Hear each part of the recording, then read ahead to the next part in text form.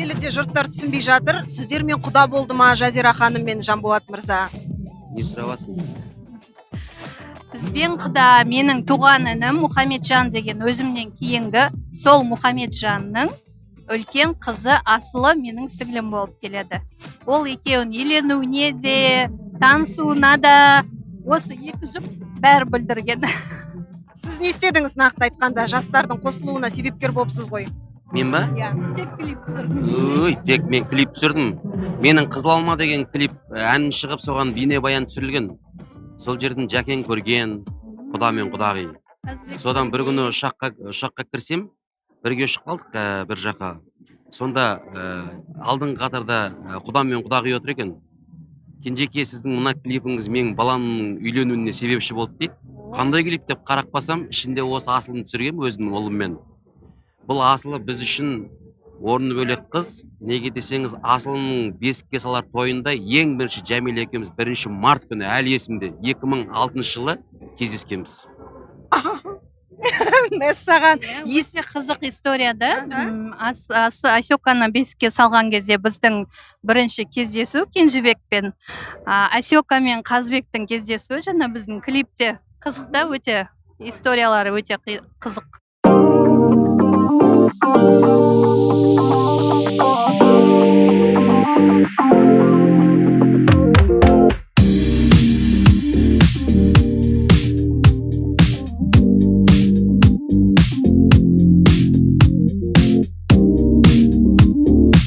Көңіл күй қалай аға?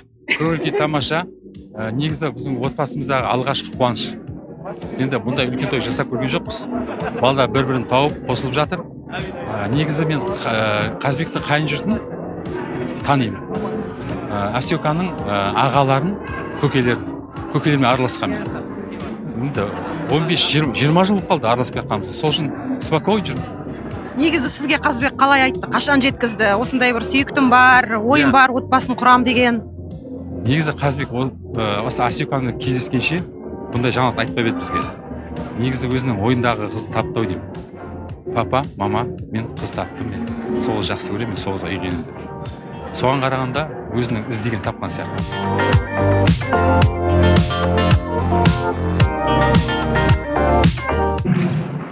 Сіз Асылыны өмірлік жарыңыз ретінде қабылдап, оған қорған болып, тірек болып, жүрегіңізді махаббатты мәңгі сақтауға дайынсыз ба? Дайынмын. Қошеметтеріңіз. Асылы, сіз Қазбекті тағдырыңыздың серігі ретінде қабылдап, оған сенім артып, құрметтеп, онымен бірге бір ғұмыр кешуге дайынсыз ба? Қошеметтеріңіз.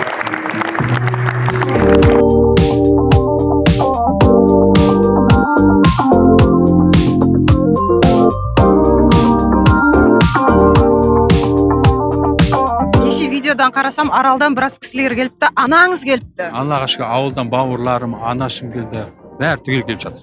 Енді тағы бір инстаграмнан байқағаным, сіздер өте қатты асықтыңыздар, үй тұрғызып, осы тойға үлгерсек деп, үлгердіңіздер ма? Біз үлгердік, келінді жаңа үйге кіргіздік. Дәл ұзату күні үйімізді бітірдік, жаңа келін кіргіздік, жаңа шаңыраққа. Ендігі жоспарларыңыз бірге тұру шығар? Әрине, Қазбек айтқан ғой, мен сіздермен тұратын келін табам деп. Соны таптым. Енді жаңа айтып жатыр, Асылымның анасы сондай жап-жас, 7 баланы дүниеге алып келген деп сенбей жатыр. Енді біздің Лиза мен келінім красотка ғой. 18 жасында бізге келін болып түсті. Жаңағы Асека сияқты көп нәрсені түсінбейді, нетпейді, бәрін алып кетті. Мама деген өзі енді тірі кезінде 2 жылдай маманың қасында болды. Екеу подружка сияқты бір-бірімен. Сөйтіп, мама не айтады, бәрін қағып алады, жас қой. Сөйтіп, пысық келін болды. Яғни Қазбек екеу қосылған кезде сіздер таңғалған жоқсыздар? Жоқ, таңғалған жоқпыз. Енді бәрі нәрсені елден бұрын, бүткіл халықтан бұрын біліп тұрғаннан кейін бізге бір қатты ондай таңғалатындай нәрсе болған жоқ. Бірақ қимастық болды басында. Әлі кішкентай ғой, оқуын бітірсін деген сияқты. Енді Қазбек өте ақылды, білімді, көзі ашық жігіт қой. Әлде оқуын бітіріп, екеуі қостасып, уақыты болса, басқа еш нәрсе кер жоқ бізге.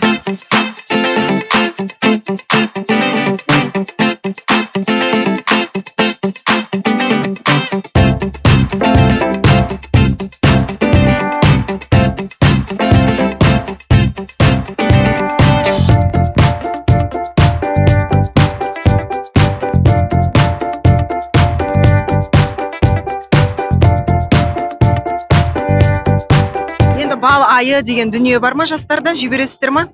Қалай? Бал айы демалысқа кетеді ғой, мысалы тойдан кейін.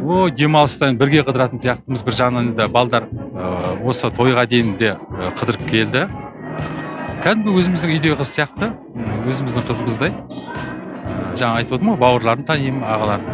Сондықтан міндетті түрде құдалармен бірге қыдырамыз, бал айы болады. Енді бірге қыдырамыз демекші, сөз салған кезде де сіздер бірге болдыңыздар, қателеспесем, иә? Қайда болды? Некесінің бірінші, жаңа айтып отырмын ғой, жаңағы бірге, жаңа бизнесті бірге, жаңа өздерінің бір кішігірім бизнестері бар, соны екеуі бірге жүргіземіз деп, сол шетелге шығайын деп жатқан кезде әкесінің, атасының қолынан рұқсат сұрап, сөйтіп бірінші некесін қидырып барып, бірге қыдыра берді деп айттық. Сөйтіп жаңағы Қазбек Асекеге некесін қидырып, аяқ асты достарымыз жинап, отырып, құдалармен танысып, сөйтіп рұқсатын бердік. Бірге қыдыра бердім деді. Енді сіз өзіңіз жап-жассыз ғой, бірақ ата сезінген қалай екен? Енді Құдай қаласа сондай болайын деп тұр. Енді балдарға айтамын, бала шағалар көп болсын балдардың. Мен сол балдар кішкентай немерелерім артында жүгіріп жүрейін. Жақсы, рахмет. Сізге де сондай тілеймін. Аумин.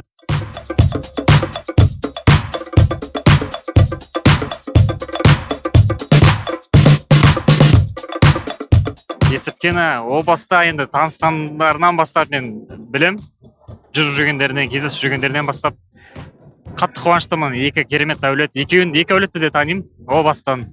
Қатты қуандым, тілекші болдым. Енді осы күнге де жеттік, Құдайға шүкір. Тәтті шайға шақырған кезде содан бері дайындалдық. Қуанып қалдық, хабарды естігеннен кейін. Содан бері көп күтіп жүрдік. Бүгін келіп қалдық тойға құттықтап. Қазбек енді өзі көп сөйлей бермейтін азамат болғаннан кейін бізге көп нәрсе айтпады негізінде. Осы тәтті шайға келген кезде ғана өзіміз білдік. Сол кезде ғана білдіңіз ба? Сол кезде ғана білдік. Бірақ енді оған дейін біз балдар болып, достар болып, өзім болып, енді талай қыздарды, таныстарды ұсынды. Үйленуге, бірақ енді жүрекке әмір жүрмейді деген екен. Өз таңдау осы асылы болды. Енді қуаныштымыз. Бақытты болсын дегім келеді енді. Құдай қаласа осы келесі жылы шілдехана бесік тойда жолығамыз деген ниеттемін енді. Сіздің тойда да тура сондай тілек айтылған шығар өзіңізге, иә? Періштелер аумин деп қалды. Аумин деді. Ең қызығы, мен үйленгеннен кейін тойда бедашар болды. Бедашудағы орамалды мама осы Қазбекке табыстаған болатын сол кезде. Жұғысты болды деген бір ой болды, ниет болды. Содан кейін мінекей осы той болып жатыр ғой. Керемет, өйткені екі үлкен әулет құда болып жатыр біріншіден. Екіншіден Қазбекті өте жақсы білемін, сапарда болғам, бірге жүріп, әңгімесін тыңдағам. Сондықтан осындай керемет асыл азаматтың керемет сұлу қызымызды қолына қондырып жатқанына қатты қуаныштымыз. Бұл енді қазақ жастарына үлгі болатындай үлкен бір той, үлкен бір мереке деп есептеймін. Жастар бақытты болсын. Енді көбісі айтып жатыр да, екеуі өте әдемі, жарасымды, шаңырақ көтеріп жатыр дейді. Бірақ қыз кішкене асыққан жоқ па деген сияқты сөздер айтылып жатыр. Себебі әлі оқуын бітірмеген екен, және бітірмей тұрмысқа шығып осында қалады екен. Қыз қай кезде де жас қой. 40-қа келсе де қыз, 50-ге келсе де қыз. Сондықтан мен ойлаймын, нағыз дер кезі деп ойлаймын.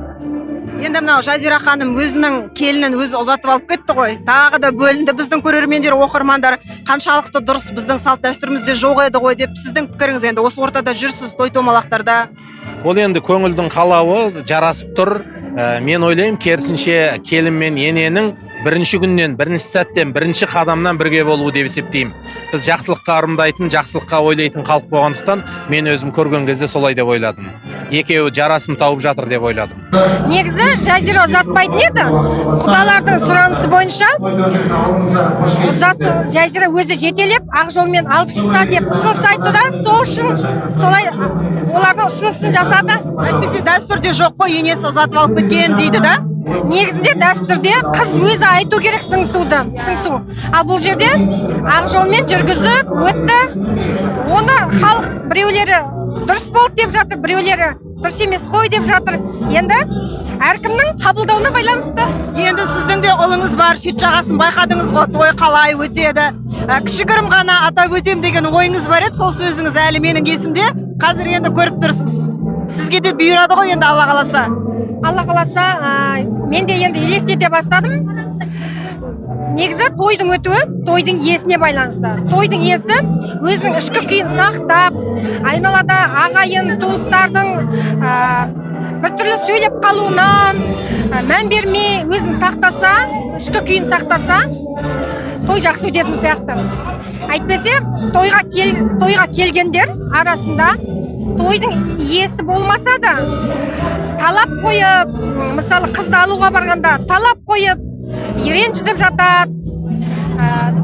Мүмкін олардікі тойдың иесіне жағыну, немесе өздерін көрсету деп қабылдаймын. Дұрыс па мен ойым? Енді сіздерде ше тойдың ауылы алыс па, әзірге әңгіме айтылып жатқан жоқ па? Негізі әлі Дәуіржанның нақты жақсы көрген қызы жоқ сияқты. Бірақ бір күні ғашық болып қалса, лезде болып қалатын шығар деп ойлаймын. Өзіңіз іштей дайынсыз ба?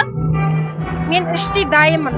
Жазиралардың той өткізуі маған да сабақ болып жатыр. Мен сабақ алып жатырмын, дайынмын. Керемет, құтты болсын, Алла қаласа келесі той сіздердікі болсын, барайық. Рахмет, Анна ханым. Сізді де көргеніме қуаныштымын.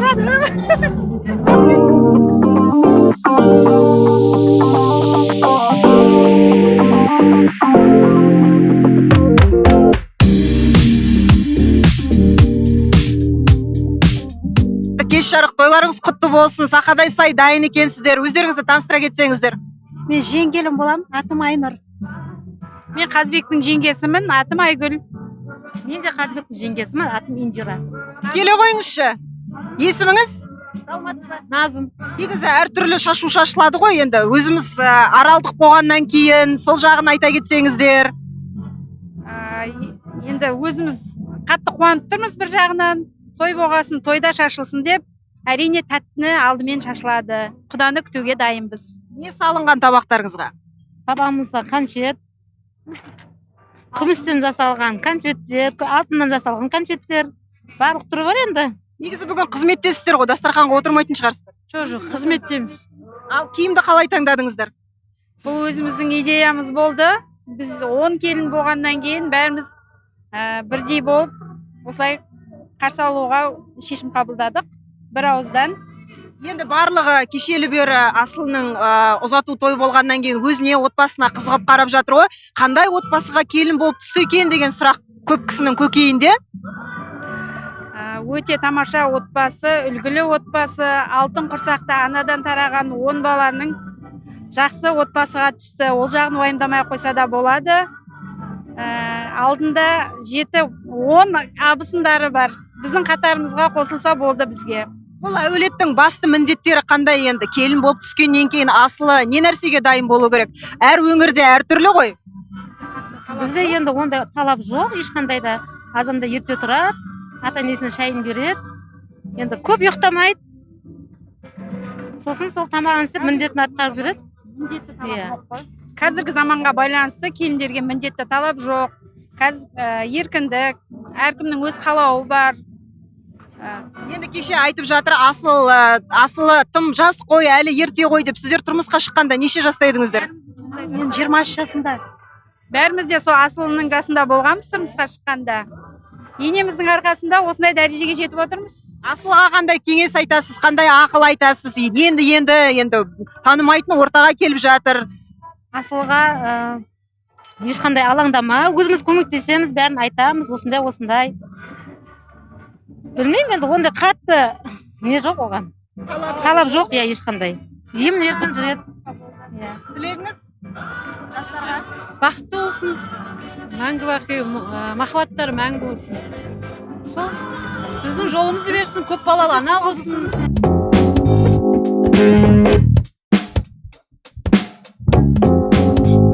Ал кеш жарық қалдарыңыз қалай? Жақсы, керемет. Қандай көңіл күймен келдіңіздер, дайындық? Көңіл күй өте күшті, бірақ енді аз-маз уайым толқу бар. Өйткені біз кез келген беташарға үлкен жауапкершілікпен қараймыз. Сондықтан аз-маз толқу бар енді. Бірақ көңіл күй күшті. Ұсыныс қашан, қай кезде түсті? WhatsApp'та қарау керек ол жерде. Біраз болды ма дегенім ғой. 2 ай бар кемінде, 2 ай бұрын. Одан бірақ көп ау. Көп па? Одан көп ау. Өйткені осы той енді бүкіл Қазақстан шулатып жатқан той ғой. Бұған енді дайындық өте тиянақты болды. Сол алғашқы дайындық бізді бекітуден басталған сияқты негізі. Өйткені бізге алдын ала хабарласып, арнайы осы Жайдар әпкеміз, Жанболат ағамыз жолыққан жерде айтып, кәдімгі бекітті. Содан бері біз де сол толқу үстіндеміз. Кеше осы Жанболат ағамыз, Жайдар әпкеміз Дубайда жүрген кезде ойбай той қалай болады екен деп біз де дуа қылып отырдық.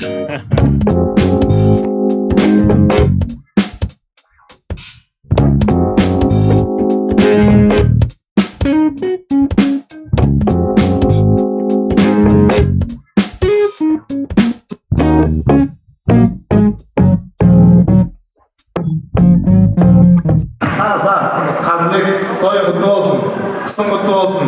Іліпсің бір сұлуды қармағына, қарайсың бұлай жан-жағына қалай үйленген. Нормально ма? Керемет. Тамаша, басында керемет болады. Сосын таксиге, сосын полет болады. Бірақ мына 30 жылдан астам әке мен ана сияқты бірге өмір сүрсеңіздер, бір-біріңізді өмір сүре алмайтын боласыздар. Алла сол күнге жеткізсін сіздерді. Енді біз өте қуаныштымыз. Дәл осылай осыған шейін той қашан деген сұрақтар болды ғой ата-анамыздан, иә? Енді ондай сұрақ болмайды.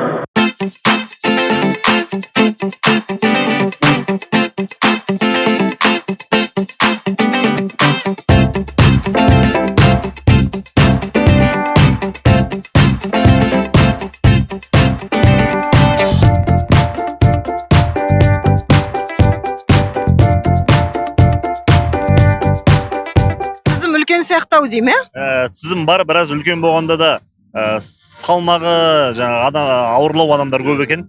Оларды енді жаңа келістіріп айту біздің негізгі міндетіміз ғой. Сол тізіммен кеше танысқандай болғанбыз, бүгін толығып жатыр екен. Қазақтың дәстүрі бойынша артынан ручкамен жазу деген дәстүр бар бізде. Сол ордың артынан ручкамен толықтырып жатырмыз. Енді түрлі беташарларды көріп жүрміз ғой. Сіздердікі немен ерекшеленеді? Біздікі немен ерекшеленеді? Біз не айтатынымызды өзіміз білмейміз соңғы уақытқа дейін. Өйткені ол ситуацияға дейін байланысты да. Сол үшін көп жағдайда ақындардан халық нені қалайды? Суырып салуды қалайды, сол сәтті жырға қосуды қалайды. Және жансырымның форматында жаңа пародиялық әндермен айтқанымызды қалайды. Бүгінде соны қазір халықтың көңіл күйіне, тастаған көрімдігіне байланысты біздің көңіл күйіміз соған әсер етеді. Сол үшін ақшаларыңызды дайындап отырыңыздар. Бір-бірлеріңізге тиісіп тұратындарыңыз бар еді ғой. Енді оны өзіңіз білесіз, кім бастайтын енді. Ол нәрсе бастап кетсе, енді ары қарай ол өзіміз той алмай қалуымыз мүмкін. Бірақ дегенмен беташар болғаннан кейін негізгі мақсатты ұмытпаймыз. Жаңағы ерекшеліктердің биде деген сияқты біздің басты қандай креативке салсақ та, қандай әзілге салсақ та басатын қағидамыз ол осы қазақтың құндылығын сақтау, дәстүрге, салтқа сай, осы насихатымызды айта отырып, келіннің бетін әдепке сай ашуға тырысамыз. Табақ өздеріңізге ма, жоқ той иелеріне ма? Негізінде бұл қазақтың дәстүрінде бұрынғы беташар жырларын оқысаңыздар, айналайын ағайын, әсеменге салайын, бетін ашып келіннің көрімдігін алайын деген бұрынғы дәстүрлі кітаптерде тұр да. Сондықтан бет ашатын адамға негізі гонорар қойылмайды негізінде. О келіннің көрімдігі қалай болады, соны әкеліп домбыраға сол әулеттің анасы өздері байлап береді. Бірақ енді қазір сананың тұрмыс билейді деп, бұны бір шоу жасап, оны бір сол келіннің беташарын өзі тастап, өзі қайтадан алып алатын адам келіннің сәлемін сатып алған сияқты болып қалады да. Кейде адамдар егер бірден жоқ біз табақ бізге қалу керек десе, онда біз қызметімізді гонорар ретінде айтамыз.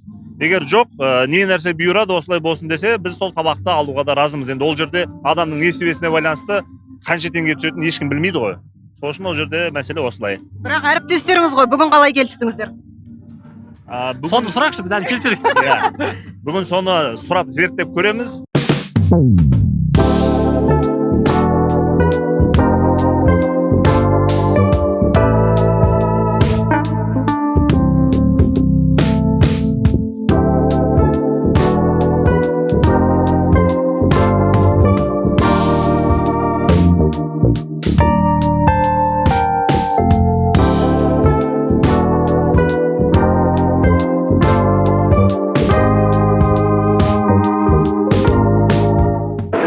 жолдарың болсын, құтты болсын деп жатыр. Жолдарың болсын, бақытты болыңдар, өмір жастарың ақ болсын. Екі бала бақытты болсын, өмір жастарың ақ болсын. Талабы оң болсын, жасағандар жар болсын. Алла еліне елеулі, халқына қалаулы азамат болсын. Бақытты өмір сүрсін. Алла жасағандар жар болып, алла Жанболаттың жазирам балдарының қызығын тең көрсін. Бақытты өмір сүрсін. Алла ұзағына берсін. Алла әргеде жұғысты болсын. Осы той болсын. Жұғысты болсын. Әргеде бақытты өмір. Леонид, қырдан бер Құдай, ойдан бер, қора толған қойдан бер, өріс толған жылқы қыл, әзіл сауық күлкі қыл, қора толған сиыр қыл, жақсылыққа үйір қыл, көштің басын түйе қыл, ел дәулетке ие қыл, ошақтың басын тек 12 тап байлы әлімнен туған Қазбек емес, Бәйдібек атаның ұрпақтары шапырашты емес, бүткіл қазаққа екі жастың дүниесін шашып төгіп бұлғыл. Әумин. Алматыға келген кезде Қазбек кішкентай ғана бала еді. Жанболат пен Жайзира екеуі ресторанда ән айтады, сол кезде қастарында жүретін сондай бала еді. Міне шаңырақ көтеріп отыр, жаным. Бақытты болсыншы, бақтар баянды болсын. Асылында ата-анасын танимын мен, ақтаулықтар.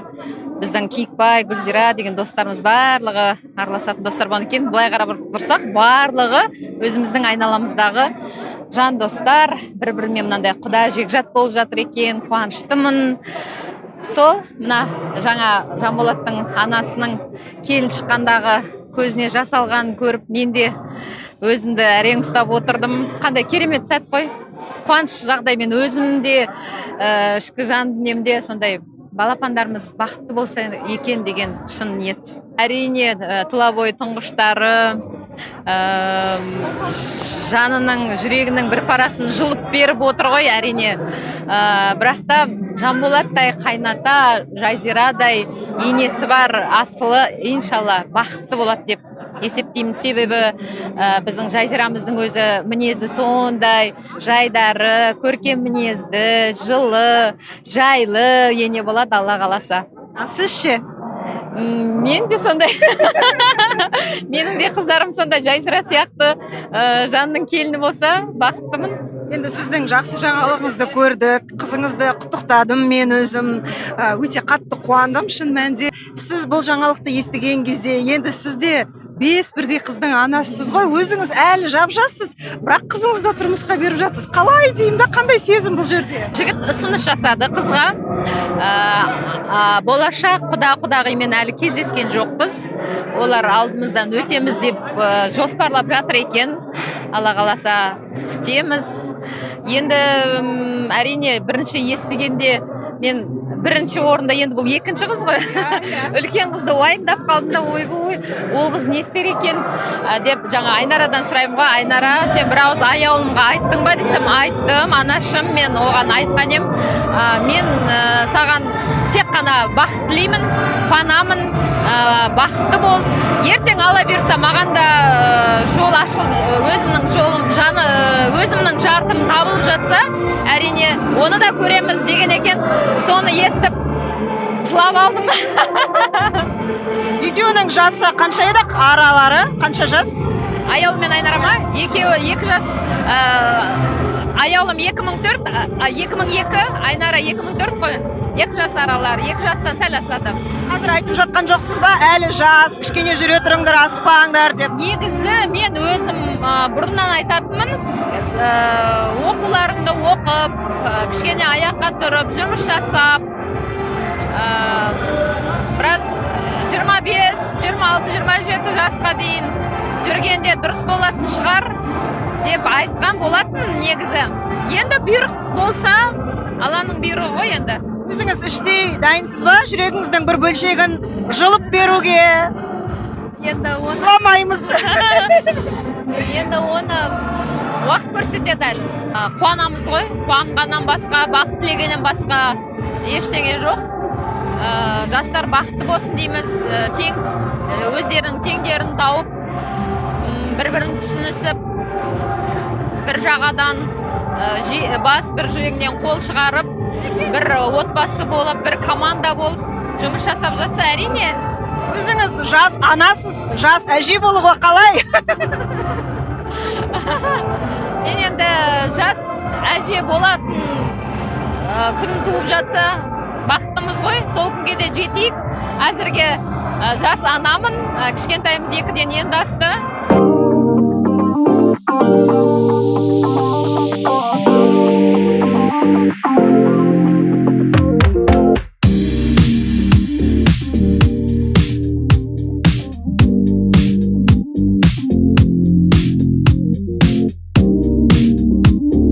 Мынау енді Алла қаласа кішкентай бөпелі болайын деп жатсыздар, құтты болсын. Жаңа да байқап жатырмын, әке-шеңізді құттықтап жатырмын.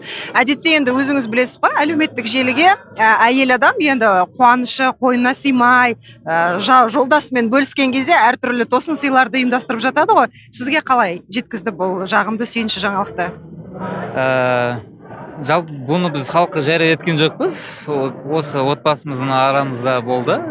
Сол қуаныш хабарды жеке бір жерге шықтық. Сол жерде отырған кезде осы қуаныш хабарды жеткізді. Одан кейін ата-анамызға бөлек тосын сый ретінде кішігірім торт алып, торттың үстінде жаңағыдай мен жолдамын деп жазып, кішігірім баланың суретін салып, осындай бір тортты әкеліп бердік. Одан кейін түсінді олар да. Көздеріне жас алып қуанды. Құдай қаласа енді бұйырса жазда босанамыз деген ниеттеміз. Алла қаласа сізде ата-атанайын деп жатыр екенсіз. Иә. Міне жақын арада деп отырмыз, күтіп отырмыз. Сол мерекені тағы да өздеріңмен бірге тойлаймыз. Оны ерекше қылып тойлайын деп жатырмыз енді. Сол себепті оны да уайымдап жүрмін, ойланып. Өйткені алдында мысалы кім бөлісті ғой, Сәкен ағаның ұлы мен келіні, осындай енді Алла қаласы бөпелі болайын деп жатырмыз деп жынысын анықтауға келген кезде алдына тәтті бәліш қойған ғой, енді торт. Сәкен аға өзі ашып қараған, қыз болады екен бұйырса деп. Сізге қалай естіртті? Жалпы жынысын білетін шығарсыздар. Жоқ, мен білмеймін. Мен үйде болмаймын ғой, айттым ғой. Мен мынау отандас ханыма 32 жыл болды, соның бір 5 жылдың үйде болдым деп айттым ғой сіздерге. Сол себепті мен ондайға араласпаймын жалпы. Болды ғой. Маған айтты, Құдай қаласа деді, осындай болады деді. Мен айттым, қуандым енді. Жалпы енді немере деген қуаныш қой. Қуанып жүре берейік. Бастысы аман болсын.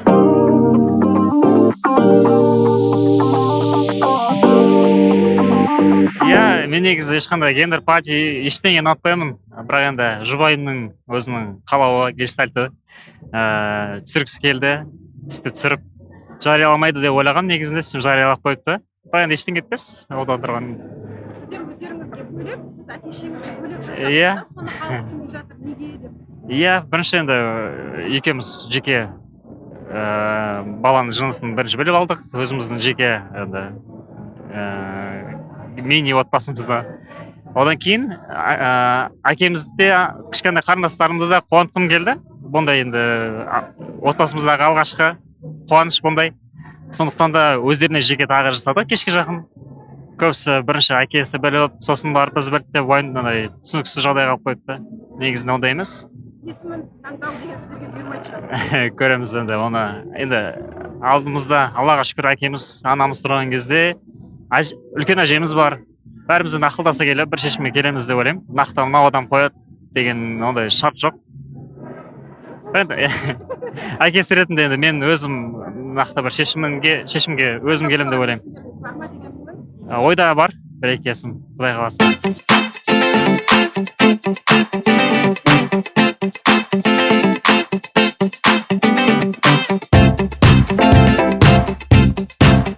Біз өзіміз шапқаштыруынан боламыз. Біздің енді Алланың берген 7 баласы бар еді, бір баламыз енді ковид алып кетті, одан басқа 6 баламызды бәріміз аман есен өсіріп басымызды қосып тұрмыз. Енді өскеніміз бар, өрісіміз бар. Енді біз өсіп құда болып, өрісте орталарымызға келіп тұрмыз. Осы жақсылығымыз ұзақтан болса екен, осы құдаларымыз мұңжылдық болса екен.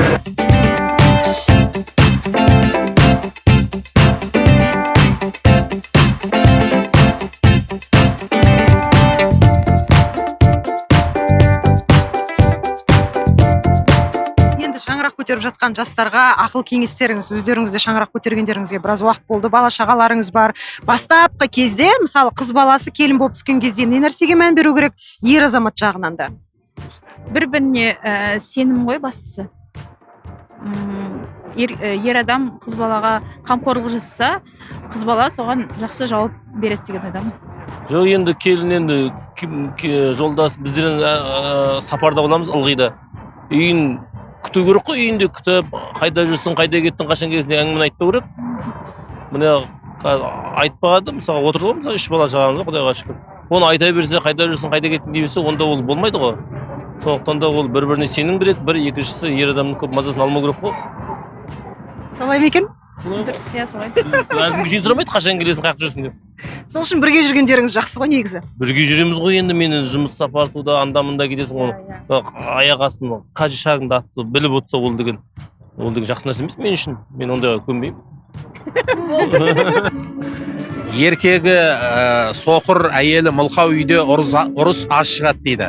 Сондықтан ер адам кесек болып, ірі болып, майда шүйдені елеп ескере бермеу керек. Байқамайғаны жақсы. Ал әйел адам барынша тілінен шырын сөздер, шүкіршіл сөздер, қанағатшыл сөздер көп шығатын болса, отбасында көп кикілжің өзі шыңына жетпей шешіледі деп ойлаймын. Сондықтан негізі бірінші ұрыстан барынша сақтанып, бірінші ұрысты кешіктіруге тырысу керек қой.